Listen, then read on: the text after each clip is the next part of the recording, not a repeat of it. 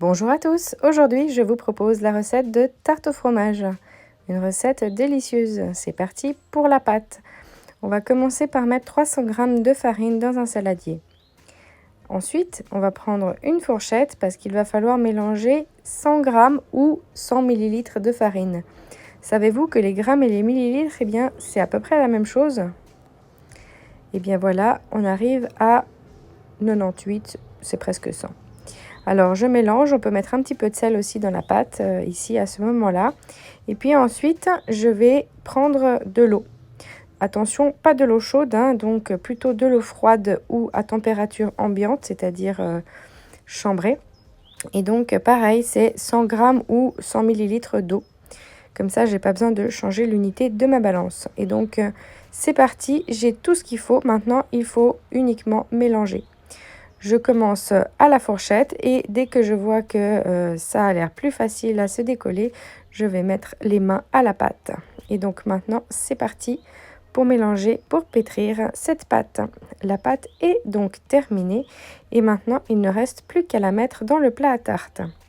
Alors, j'ai pas envie de nettoyer un rouleau à pâtisserie et un plan de travail, donc ce que je fais, c'est que je vais mettre mon plat à tarte avec une feuille de papier sulfurisé et directement là-dedans, je vais étaler ma pâte. Avec la feuille, ça sera plus facile de décoller mon plat à tarte.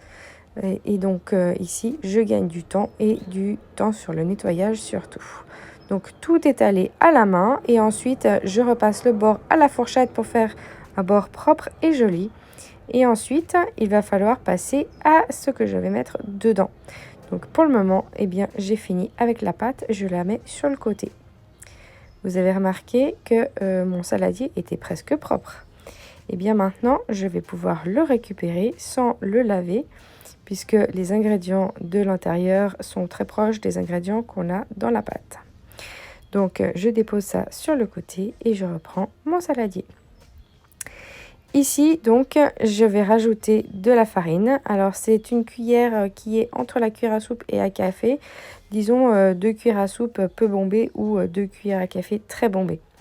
Ensuite, j'ajoute 2 œufs. Je ne me soucie pas trop de l'ordre dans lequel je vais ajouter mes ingrédients parce que quand je mettrai la farine et les œufs, ça pourrait faire des grumeaux de toute façon. Le lait encore plus, mais avec le fromage qui est donc des petits grumeaux, eh bien, ça passe très vite.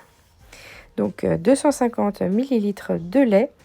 Et puis je commence quand même un petit peu à mélanger pour casser un petit peu mes œufs. Mais c'est surtout avec le fromage. Donc 250 g pour moi de gruyère râpée que je vais pouvoir casser les derniers grumeaux et les œufs. De la noix de muscade, du poivre et un tout petit peu de sel. Pas beaucoup puisque le fromage est déjà salé normalement. Donc il ne faut pas rajouter trop de sel. Et c'est fini, maintenant il faut simplement bien mélanger et on peut verser ça dans le moule à tarte et on pourra ensuite enfourner pour 40 minutes à 180 degrés. Et est-ce que c'est pas une recette rapide à regarder en tête? En tout cas, si vous avez des légumes, par exemple des poireaux ou alors des oignons ou enfin ce qui vous passe par la tête quoi, cuit un peu à la vapeur à l'avance, vous pouvez aussi incorporer ça à cette pâte. C'est parti, on va se retrouver 40 minutes après pour voir la tête après la cuisson. C'est le moment d'éteindre le four et de sortir la tarte. Alors, avec quoi allez-vous déguster cette tarte? Avec des salades ou alors avec des légumes, avec des salades et des légumes? À vous de voir. Bonne dégustation à tous!